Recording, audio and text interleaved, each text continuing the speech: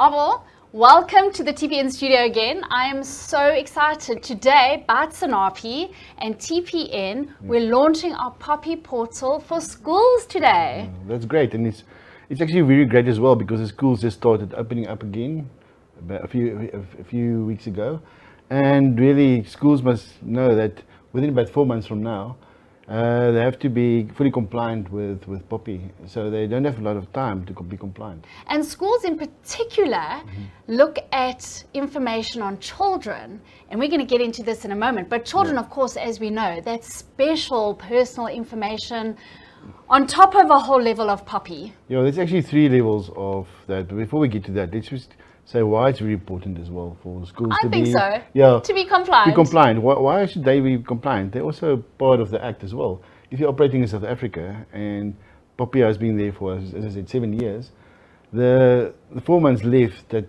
really to be compliant is actually not a long time. It's not a lot of time. And many organizations think that if they only look at the IT side and they can do the information security side, that they will be compliant. But it's actually a business side as well. You have to look at the whole business as well. I want to take a step back, as you said, and talk about the Personal Information Impact Assessment. Yeah. This is something that we did with you in 2019 already. Yeah. Talk me through, because it's a legislative requirement. Every business, including a school, is going to need this impact assessment. And to put it in context, what happened when the Act came out in 2013, we were waiting for the regulations. The information regulator was appointed in 2016, and in 2018, the final regulations came out. And one of the requirements was to perform a personal information impact assessment. It was actually one of the added responsibilities for the information officer. And what the Act was saying is that you have to look at the full organization, so all the functions, all the sub-functions, and also match that with your conditions of lawful processing. And your conditions of lawful processing includes 3 areas. One is really the 8 conditions of lawful processing, the first part, call it general area.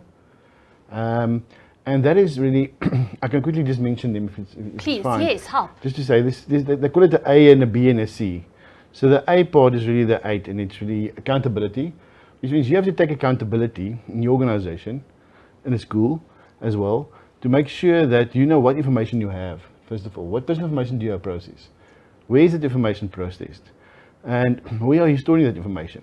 The second of all, it's processing limitation, which the next one is processing limitation, which means that you can only process information lawfully. If it's done lawfully, then it's under the Act, fine.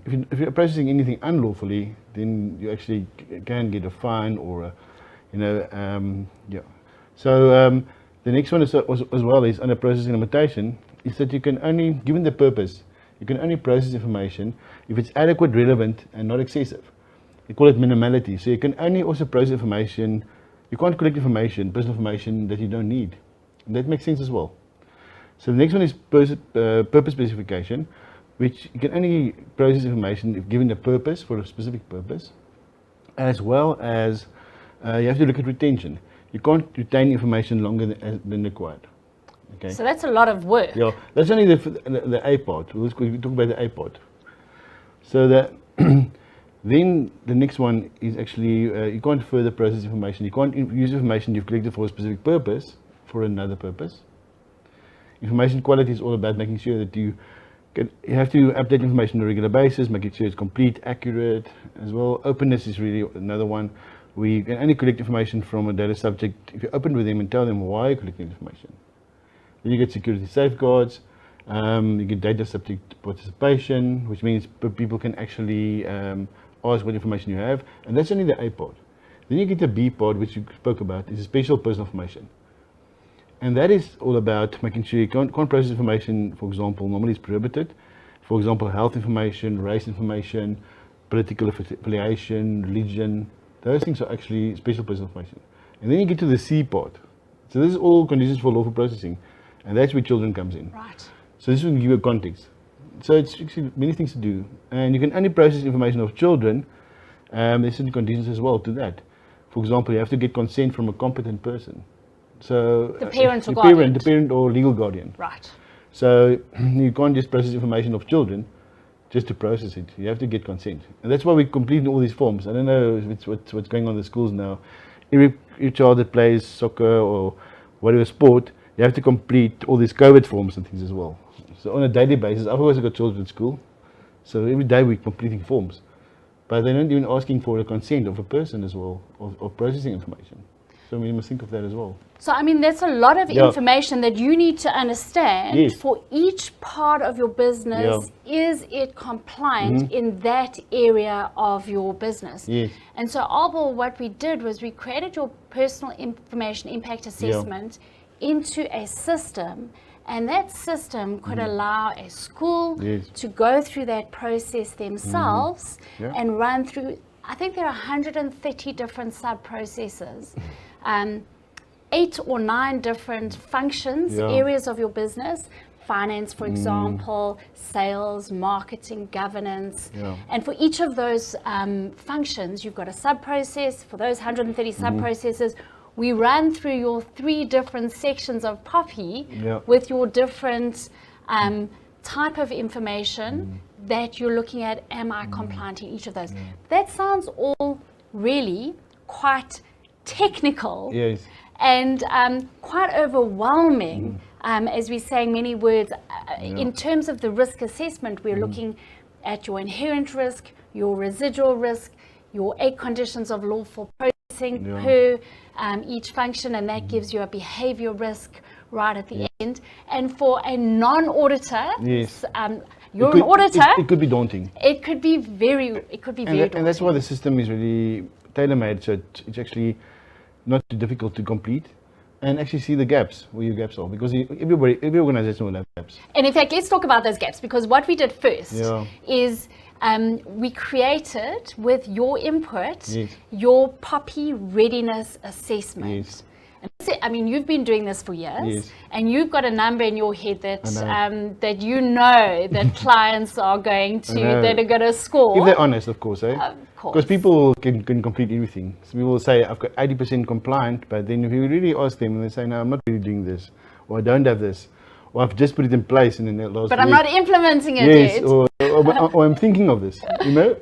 So what we did was we did the POPI readiness assessment so that our schools can hop online, go through the assessment and see how ready they are, and most importantly, where their gaps are. So they might be really strong in one area of their business, but weak in a different area, and that gives them insight on what to focus on. So before we hand over to Peter, because Peter, of course, is in studio with us today, and Peter's going to be running us through your POPI readiness assessment. And what do you think, Abel? We opened it up this morning. We said to our clients, go and do it. We know we're going to be getting results back. Folks, follow on. Please feel free, as Peter's going through the readiness assessment right now. Join us. We're going to post a link to this in the chat. Please do join us. Follow on, and we're going to see the score that the outcome of that score at the end of the session. So, what do you think the score is, Abel?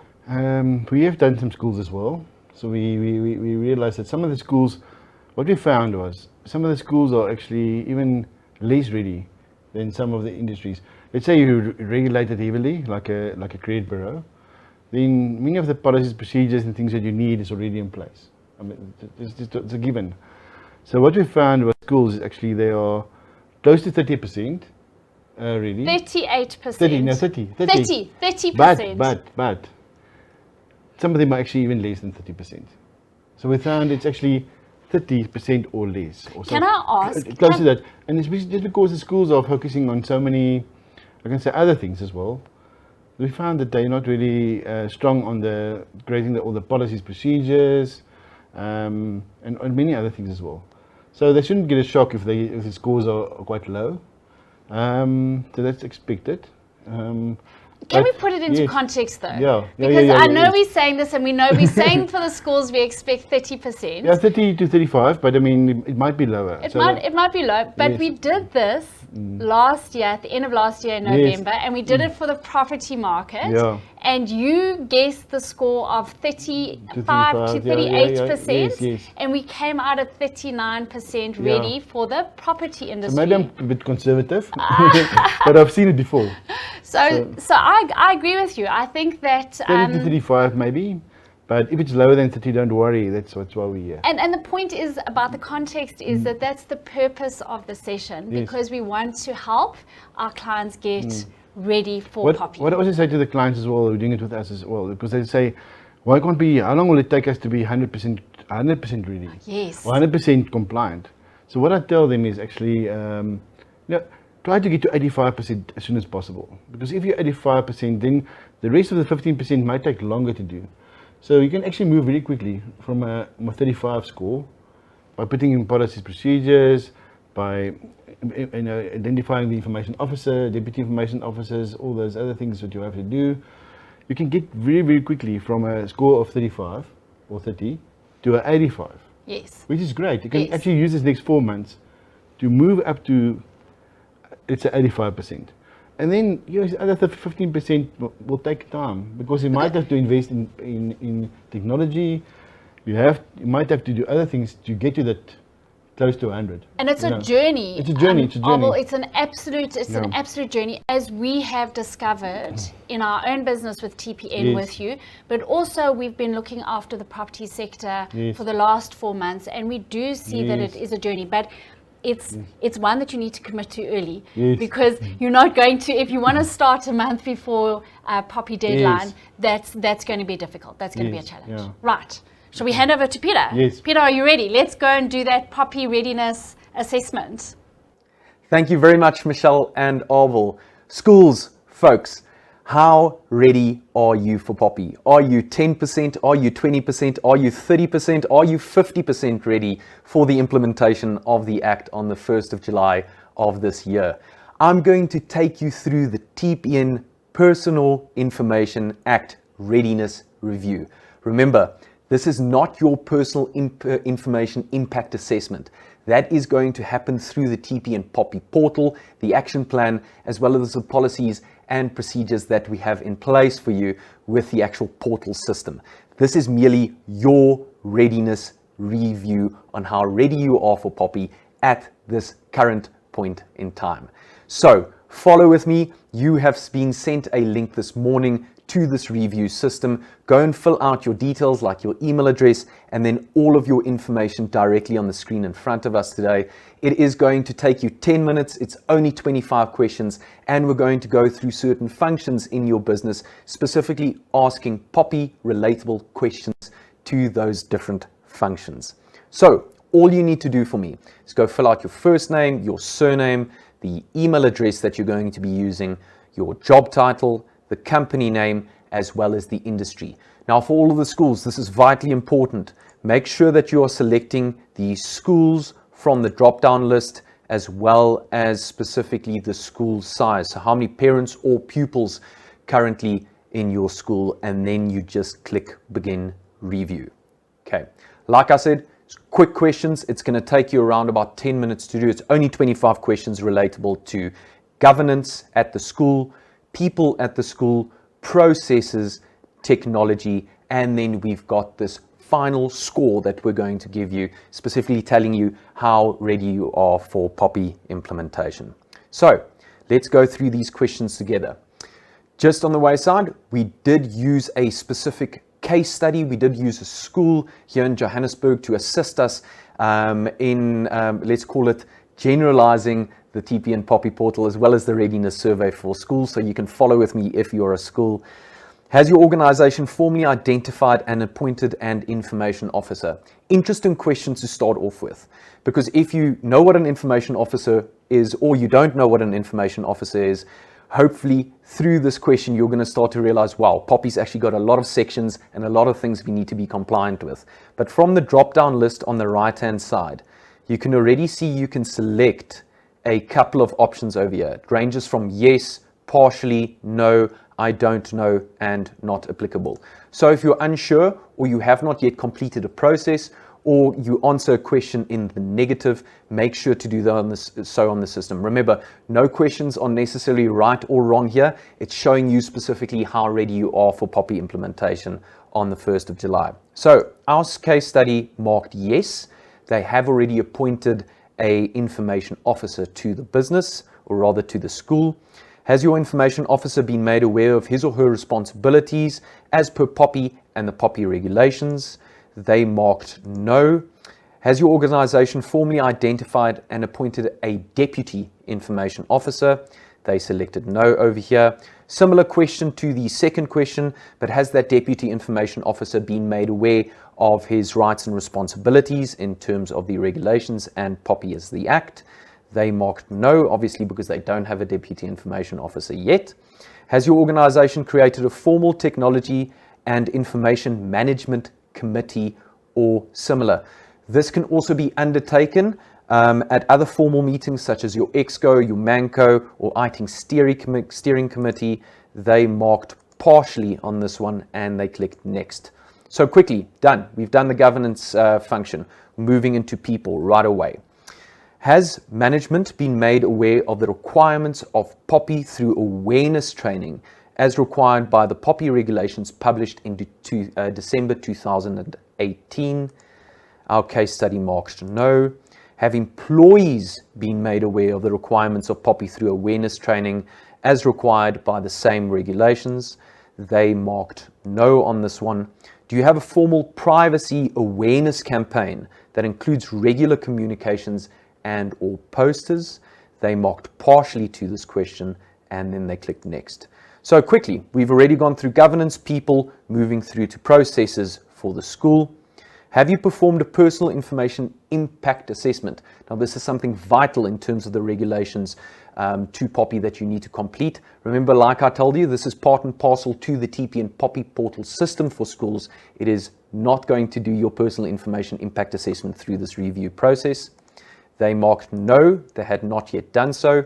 Do you have a well-documented policy relating to privacy that includes POPI and the POPI regulations? They marked partially. Do you have a privacy policy on your website? Interestingly enough, the school had already done a privacy policy on their website. You might already have one. I know a number of websites already have privacy policies, but make sure yours is POPI compliant. And just by the way, all of these policies and procedures we mention under processes is actually part of the TPN POPI-Portal system for schools as well. Do you have a well-documented policy and procedure that relates to information security that recovers the requirements of POPI? They marked no. Do you have well-documented policies and procedures that relate to business continuity and IT disaster recovery?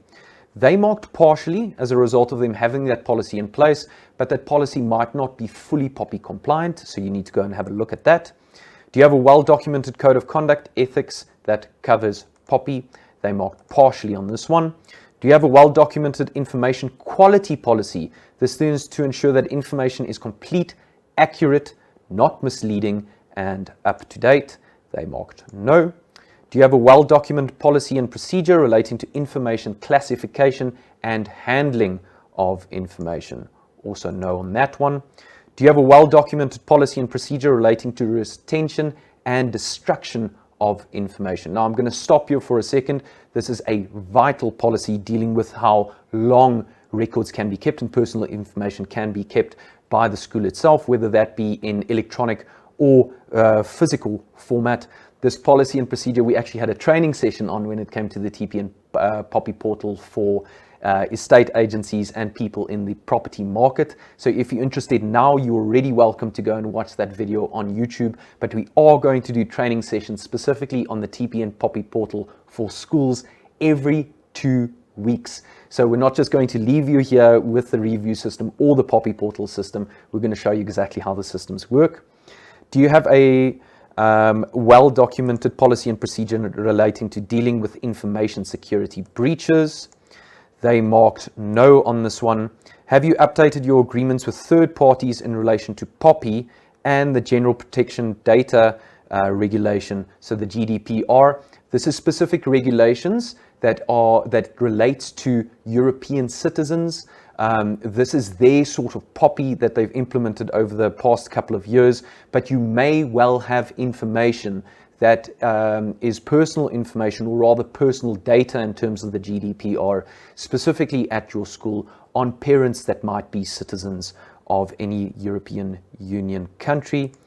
So no, they marked there. And have you transferred personal information across the South African border, and are you compliant with cross-border part of privacy legislation? Here they marked they don't know. Very possibly might have happened. And click next. Now the last section that we're going to complete is the function of technology. So, has your technological environment recently been reviewed for weaknesses in relation to information security? Lots of schools have already done this because they see that POPI is being implemented in a couple of months, so they've gotten IT specialists in to go and have a look at their IT security and systems and tested for weaknesses. So this school said that yes, they had. Do you have a proper physical controls in place to secure your information or data? Now, if you're unsure what physical or electronic or logical access controls are, you can just click on the information buttons over here, and it's going to open up a wiki for you explaining exactly what those things mean. Regardless, our school marked that no, they do not. Do you have proper logical controls, access controls in place to secure your information and data? They marked yes on this one. Do you have proper operational controls in place to secure your information or data? They marked partially over here. And if your organization stores personal identifiable information on a server in your office or on mobile devices or in the cloud, does the storage comply with requirements of POPI? A very important question over here. And they marked partially on that one. So you can already see we've gone through governance, people, processes and technology. It's taken me all of 5 minutes to do so. It's probably going to take you around about 10, but quick and easy, 25 questions just to see how ready you are for POPI implementation. Once you've done that, you just go and click next. And look at that. We can already see what your overall rating score is. So how ready are you as a school for POPI implementation on the 1st of July? Michelle and Abel, back over to you before we head into the TPN POPI-Portal training specifically for schools. Oh, thanks, Peter.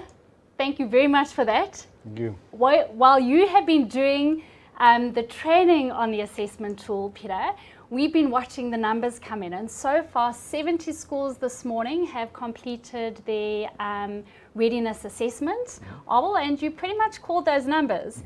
35.86% is the overall score for the schools this morning. Yeah. I must say I think it's a bit better than I thought, but because I was thinking about 30%, but under 30.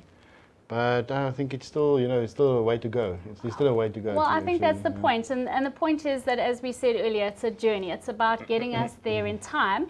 And talking about time, let's talk about the recently published dates. Yeah, so what happened, some of the dates actually were brought forward.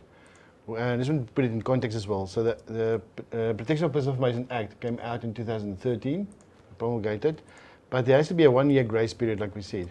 So the grace period started last year in 1 July, and it's actually, so everything will be effective from 1 July 2021, which is about 4 months away. But some of the dates were actually made earlier. So one of the dates were on 1st of March, were industry codes. So as an organization, not organization, but as a group of companies that belong to an organization or a industry, they can actually give their industry code in and write a code and give it to the regulator. And the regulator will then, if they approve that code, that will become like law. Like, for example, the Credit Bureau Association to which TPN belongs, we now have a code of conduct, and that then gets submitted. The information regulator gazettes it, and that then becomes law. Yeah, it's important to know, for example, the Credit Bureau Association done that code just after, I think, 2014-15 already. So it's a long time. It's been a long time. And they couldn't do anything with that until now. So they can submit it, like I said, to the regulator. If the regulator approves that code, if they break the code, they actually can also be fined as if they break the law. Right, so we will have a code of conduct, but there's another important date. There's another very important date, and I think that's more important for the schools as well. This is a very important date. It's 1 May, it's 2 months from now, where what the regulator has done is actually say Regulation 4 where the information officer's responsibilities were expanded on, also becomes effective.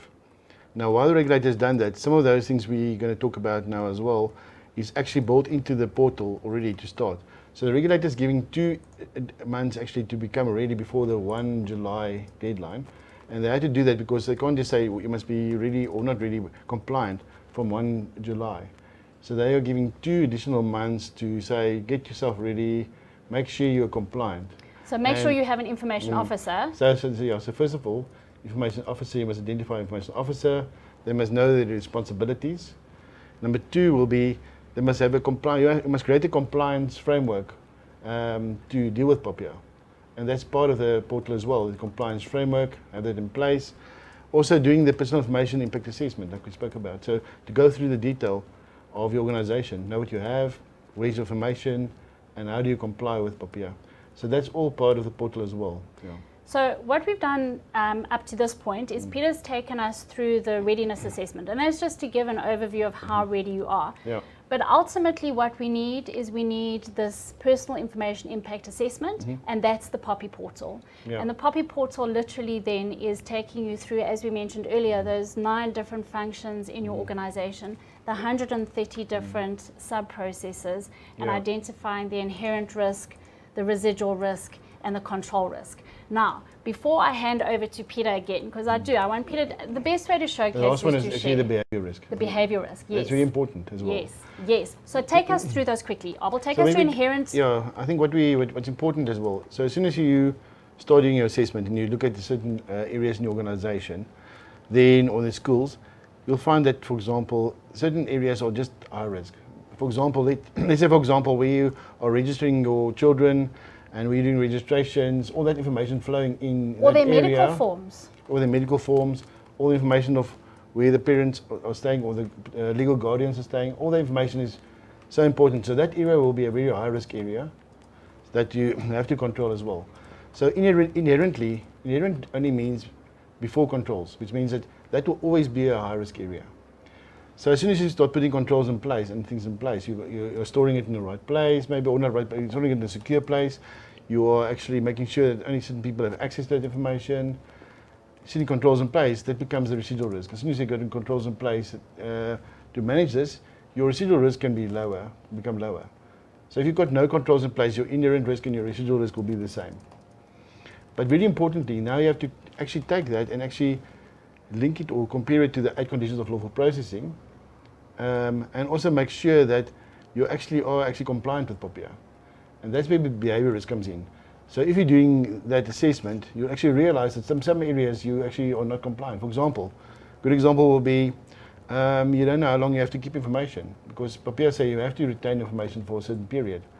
And maybe you don't even have a policy about how long do I retain information and where do I store information and when do I archive. And that becomes a behavior risk. So that will give you your behavior risk. So if everything is high, then you know that you have to work on that to actually make you'll never change your inherent risk. Your inherent risk is inherent, but you can change your residual risk, bring it down, and also your behavior risk. And you want to manage that. And I guess the idea then about the portal is so that you understand where you have inherently high risk, but at this point in time, where does it remain? The behavioral risk also remain a high risk, and focus on those areas of the business so that you make your overall risk score a lower score, and it gives you an action plan of where to go. Yeah. So those areas where you will be not compliant, you can actually put into your action plan and actually work on that as well. And over time, you can actually have your residual risk and your behavioral risk low. Right. Even if the risk. That's the goal. Yeah, exactly. Even if your inherent risk will be high, it will always be high in that area, like we discussed now. The others could be lower or medium or low. It could be acceptable. Right. Because normally they talk about acceptable level of risk, your risk appetite, and that's actually what it is. You're saying my appetite for risk is that I want it at least a medium or a low area. Perfect. I think best is to showcase. So if we can, I want to hand back over to Peter again. Peter, if you're ready, I want to get you online and taking us through the actual POPI portal then, the Personal Information Impact Assessment. Peter? Thanks again, Michelle and Abel. What wonderful information to share with schools today on the POPI Act as well as the TPN POPI-Portal for schools. Now folks, if you have purchased the TPN POPI-Portal, you will get your username and your password already sent through to you. You can go and change that password directly on the system. We suggest you go and do so as well once received. But first things first, just go and input your username and your password, and then it's going to display a screen like this that says settings on it. You are going to select a school from that list. The company structure is either a public or a private school, so you go and select that. I'm going to select private school for today. Just like our case study, you go and fill out the company or the organization name, company size of employees, as well as the debtors or parents currently on your books, your name, your surname, your email address, as well as your designation. Then click Save. Automatically, the system is going to generate the TPN POPI-Portal for you specifically for schools. From the left-hand tab, you can already see there's a number of click-throughs that you can go into. I'm going to explain these to you once I've gone through the main screen or the overall progress screen, just like you see in front of you today. But just to show you, there are links to staff, policies, your action plan, as well as your impact assessment. Remember, this TPN POPI-Portal is your personal information impact assessment that is required as per the regulations. So it's going to give you your risks involved in the business and how to manage and mitigate those risks specifically for your school.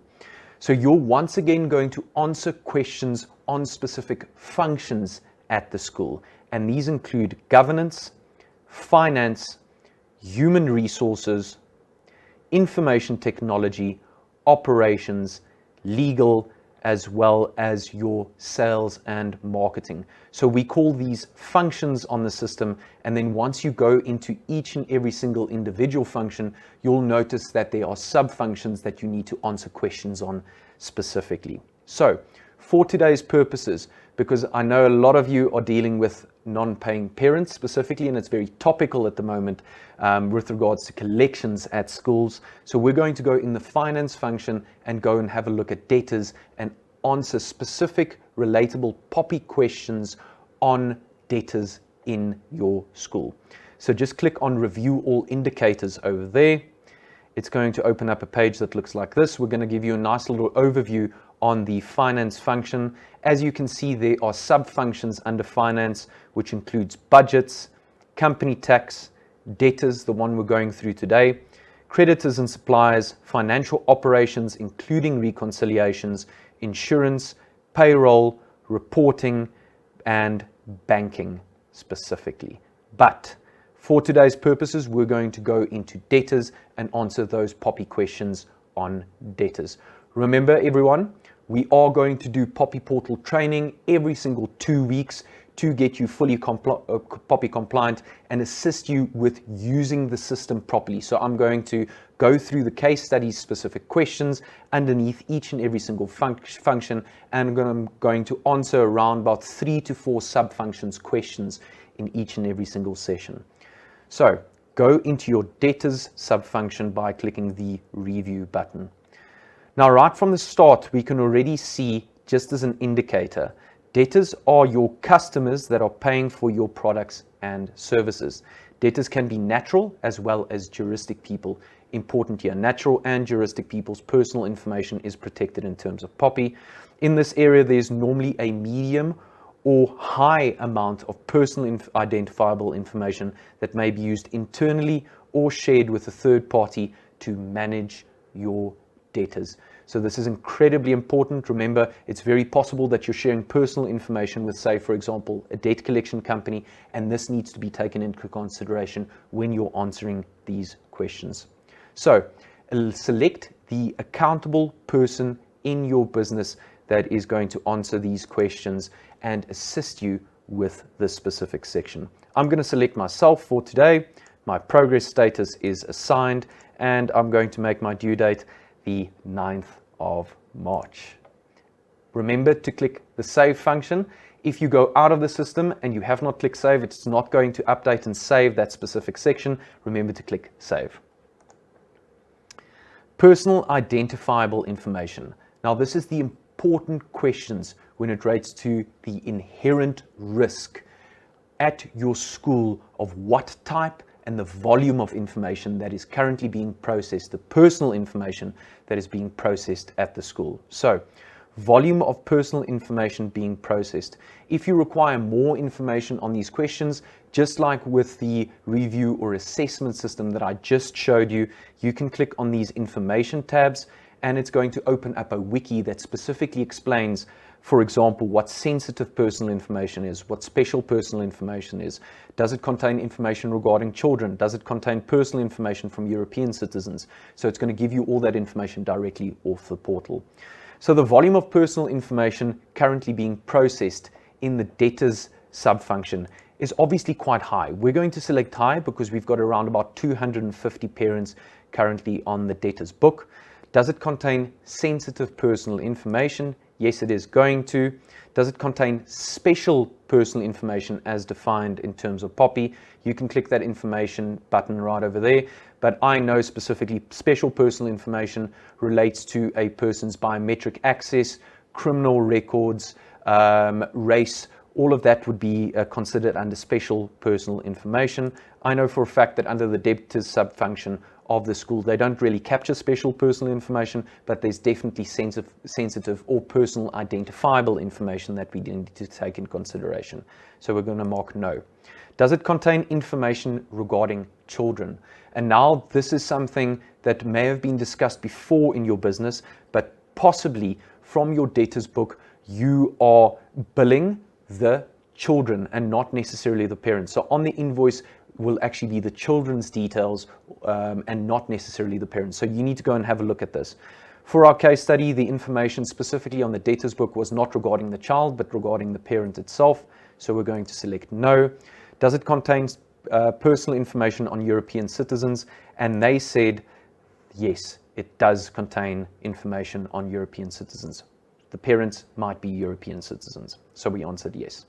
And then click save. The information being processed and where the information is actually being captured is also very important. So all of the invoices, our debtors book specifically for the school was saved on their internal servers.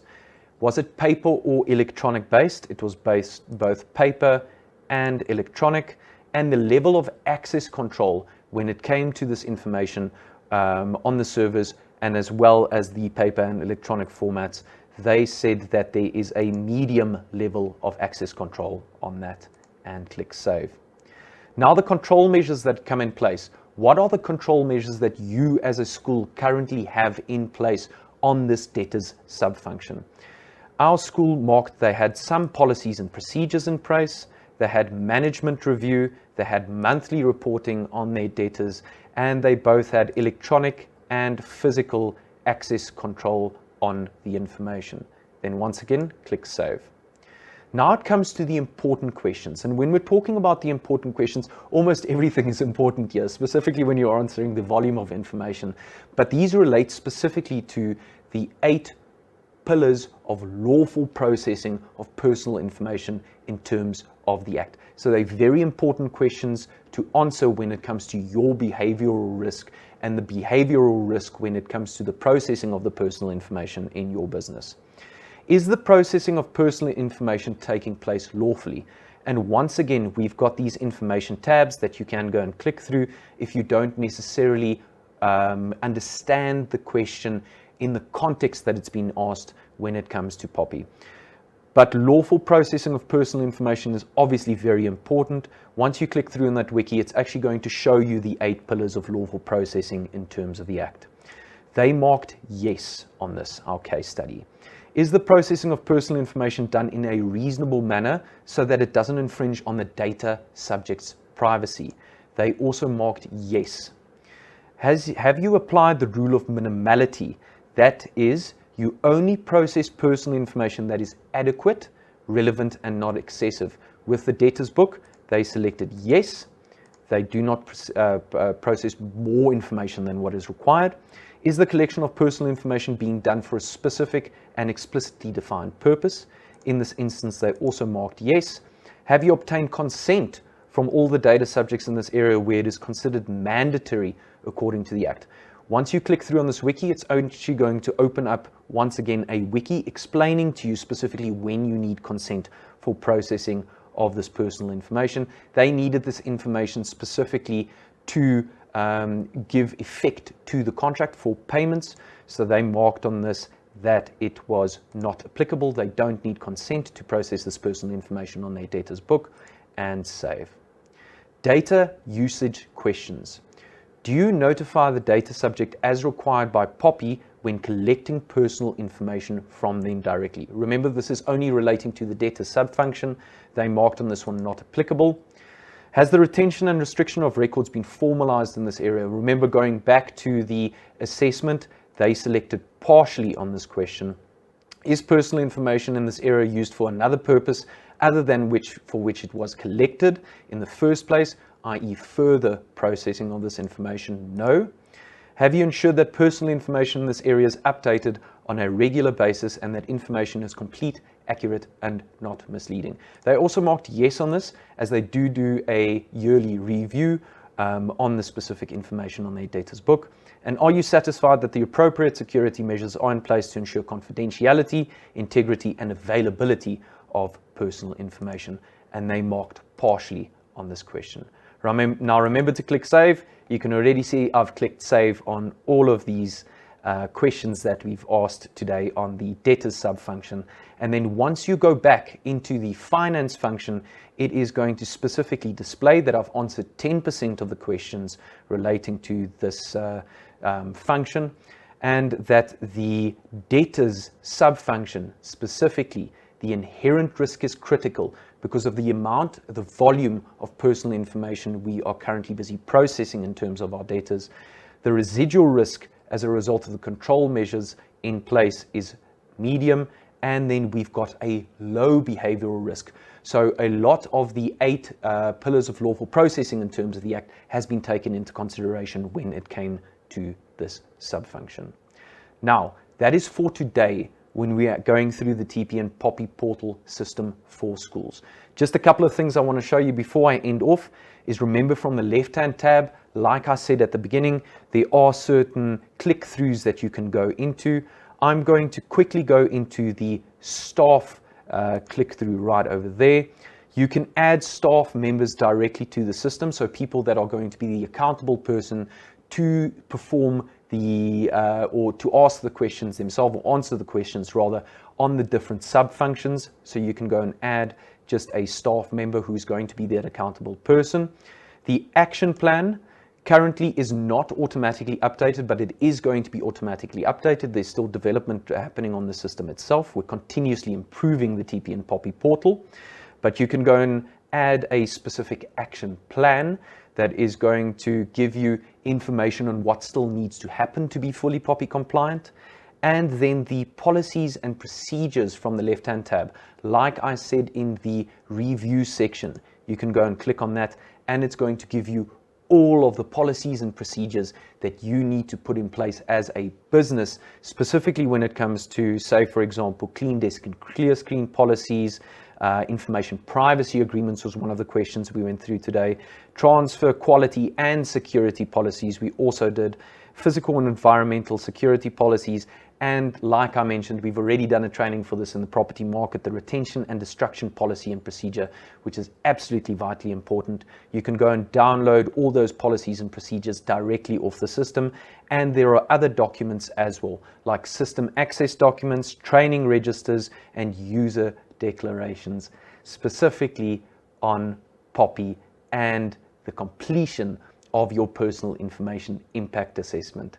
Thank you very much. This is a fantastic informational session, but remember, at the end of the day, we are going to do training each and every single 2 weeks. We're going to take you through the different sub-functions through the TPN POPI-Portal system as well. But for now, let's head back to Michelle and Abel.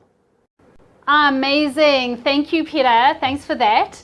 While you have been doing the training for us, we've been getting some more results coming in of the schools that have completed their review. Yeah. And you're right, we're down, the average score is now down to 30.88%. So Yeah. pretty close to where you had pegged it, Abel. Yeah, so there's some under 30. I understand it averages is some under 30 and some over 30. Yeah, But yeah. So there's close some to work to 30 do. average, yeah, Right. work to do. But let's finish out. So we've got the last 15 minutes of the session. Yes.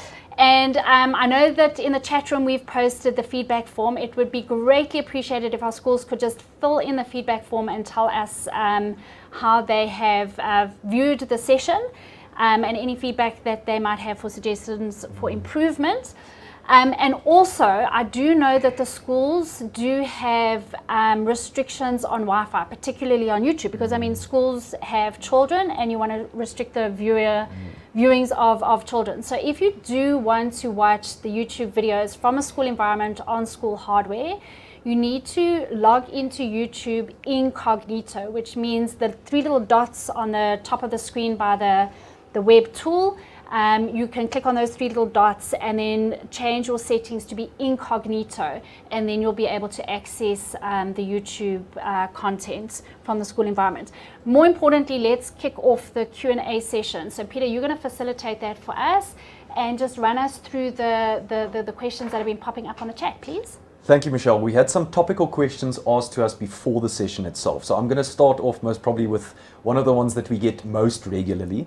What are the fines and sanctions that the regulator can charge you for non-compliance with the Act? I'm handing that over to Abel. Yeah, okay. So what the Act is saying is that the fines are up to 10 million rand per incident. So let's say you have a data breach, you lose your database with all your children's information or personal information of people as well. So the regulator can fine you up to 10 million rand. So this is a maximum, but it's still 10 million rand. It's a lot of money. So, but the biggest thing is actually not just the money you're going to pay, but reputational risk. Because maybe some of the organizations can afford, or schools can afford to actually pay 10 million rand, but reputational risk is actually the highest, because nobody wants to then put their children in that school. So that's a big thing to think of as well. There's another angle as well. There is a life imprisonment for up to 10 years, but that's really only when there's a false statement made to a regulator, or there's hindrance, or you actually, you hinder the information regulator in the work. In the investigation. Then you can actually also be fined up to, well, not fined, but sent to prison up to 10 years. Okay, well, we don't want that for anyone, so we're trying to get us all compliant. Yeah. Peter? Abel, staying with you. In the first segment, you mentioned information on children. Yeah. Does this fall into a different category of personal information, and are there different procedures to follow for lawful processing of that information? Yes, as soon as you have children information, you have to actually get consent from a competent person, which is normally a guardian or a parent, before you can actually process it. So the Act actually says that you have to get prior consent. So you can't really even afterwards get consent. So this would need to be explicit consent to process. Explicit prior consent. So you can't process information and then later get some competent person to sign for that. So before actually processing personal information of children, you have to get consent. And that's going to need to be in place by 1 July. 1 July. Any children that you have on your database, you need that consent prior to 1 July. That's important. Yeah, that's the deadline. I think most schools would get their parents to sign forms and guardians to sign forms. So I think most of that should be in place. But simply because you sign a form doesn't mean consent is in the form. True. But you have to maybe change some of the forms going forward as well. So that's important. To give consent as well. Perfect. Okay. Karen actually asked a sort of follow-up question on that, so let's go for that one. When we're talking about forms and policies and procedures, are they available from the TPN POPI-Portal, and can it be adapted to the specific nature of their school? Yeah, I think already what we've done as well together is really create policies, procedures, and documents that you can use, and it's available on the portal. So the people that buy the portal for a really low price, I think Michelle will talk about the price, they can actually then get all those policies, procedures that were actually written. And I know they went through some legal process as well. There's some legal people that looked at this once as well, but they can actually just take that and adapt that to the environment. And that's why we can actually, what we said, at the moment we're 30%, let's say 30.88. To move to the, like I said, to move to the 85%, you can actually, in the next 4 months, if you make work of that, you can move very quickly to the 85%. And then from there, the rest of the work you have to continuously work on that anyway. So this is not a once-off, like we said, it's not a once-off, it's a journey. And you can't just get to 100% within a very short time. It takes time to implement. Yeah. But over time, as you implement, you can get very close to that. 100%. So you can download the policies, they are in Word. You can put your own logos on, you can adapt them as you need to adapt them. But they've been written in a very general way to cover any organization, be it a school, be it a property, be it attorneys. We've got many different sectors that we operate in. Thank you, Michelle. This next one's for you.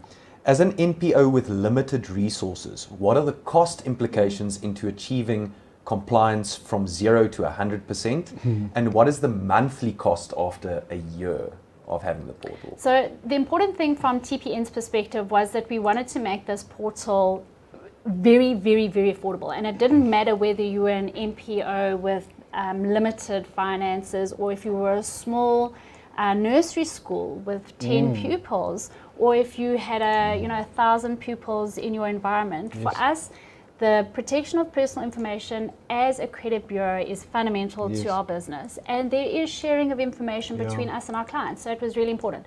The cost therefore is 800 Rand to purchase the POPI portal up front. It's an upfront fee, and it gives you access to the portal for a full 12-month period. And that gives you the entire portal, and it gives you all the policies within the portal, it gives you the action plan, and most importantly, it gives you access to our internal legal department. So we have attorneys who are qualified to be able to assist our clients on the journey to get themselves compliant. So all inclusive, 800 Rand per annum.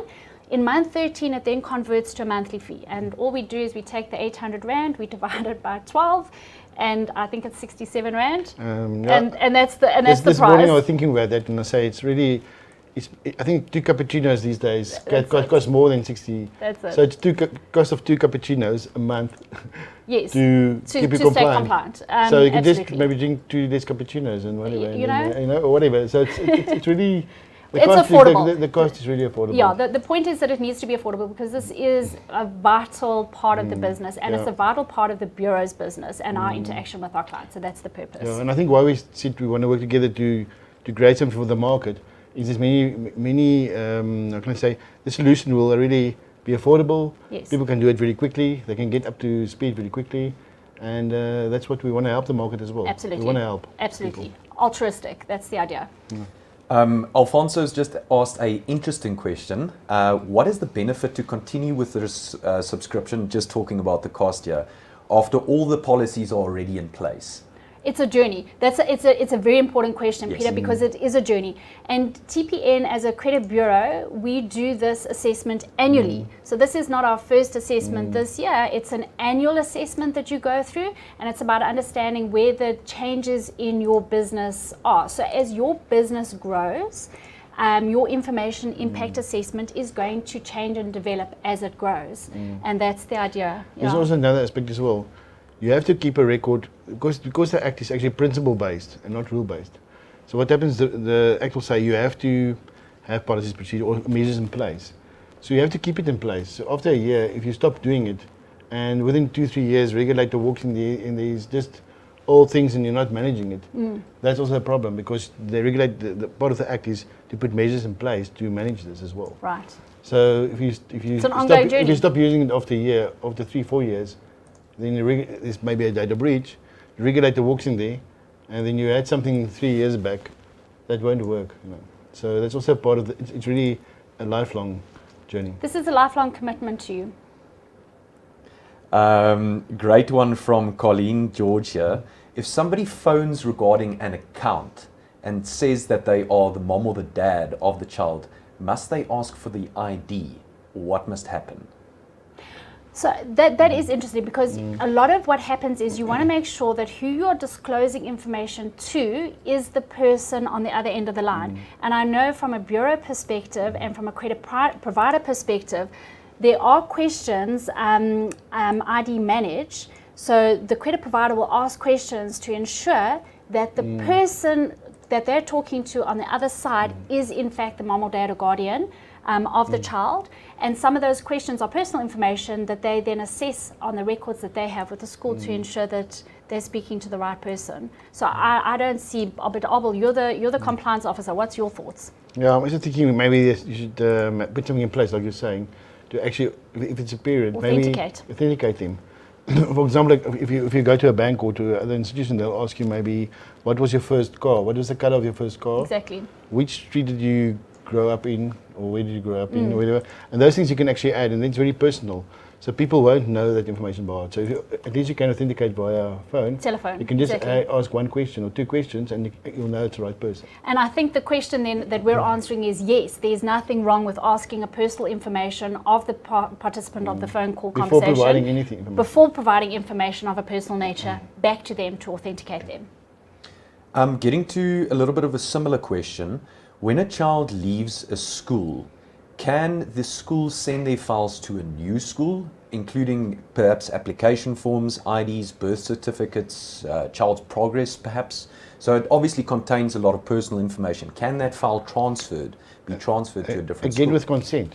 If there's consent to do that, I mean, that's fine. Absolutely. To do that. Yeah, so, and POPI requires that you can share information where there's a legal requirement to share them. Yeah. So if you're moving between schools, and in order for that transfer to take effect, there are legal requirements to share the information, then that would be okay as well. But I will still make sure that if we can get consent, then you're safe. You know. Brilliant. Abel, another one for you, please. How do they register information officers and deputy information officers? That's a very important question as well. The regulator is in the process of putting up a system or creating a system, and by the end of March, they promised by the end of March this year, the system will be there to actually register your information officer. So it's been coming for a long time as well. So every organization or every school must also register their information officer. Normally that will be the head of the organization, but it can be delegated to somebody in the organization as well. So soon it will be available to do that as well. So you have to do that. And you have to do it. So what we'll do, as soon as we know that is available, we'll post that to our clients and let them know the time is now, and this is where you go, and this is how you do it. Okay. Perfect. And a final one from me before we close off. If the school is aware of a data breach, what must the school do?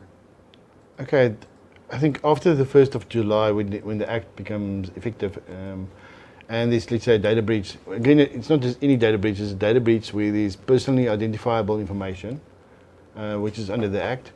Then you have to inform the regulator, and also have to inform every party that could have been affected by that data breach. And that's quite serious as well. And every organization to do that. A bit of reputational risk there as well. Reputational risk as well. Yeah. So it's best to put everything in place, all your measures in place as far as you can, so that you can at least, if there is a data breach, tell the regulator that you've had everything reasonably in place. But I mean, you're right, you have to tell the regulator, which is a new requirement from the 1st of July. Perfect. Pienaar, thank you very much. Abel, thank you very much. Thank you so much to our schools for attending today's session. What we're going to do from this point on, every 2 weeks we're going to be hosting a training session, and the point is that this is a journey and we want to take our clients through the journey together, and that first session is going to be on the 16th of March. So look out for those invitations. The time, as always, will be between 9 o'clock and 10 o'clock. Please do fill in those feedback forms that we're posting on the chat at the moment, so that we've got your feedback on what you would like us to talk about in the upcoming sessions. Abel, any last words from you? Yeah, I think that's it. That's it. Fantastic, folks. Till next time, thanks for joining us.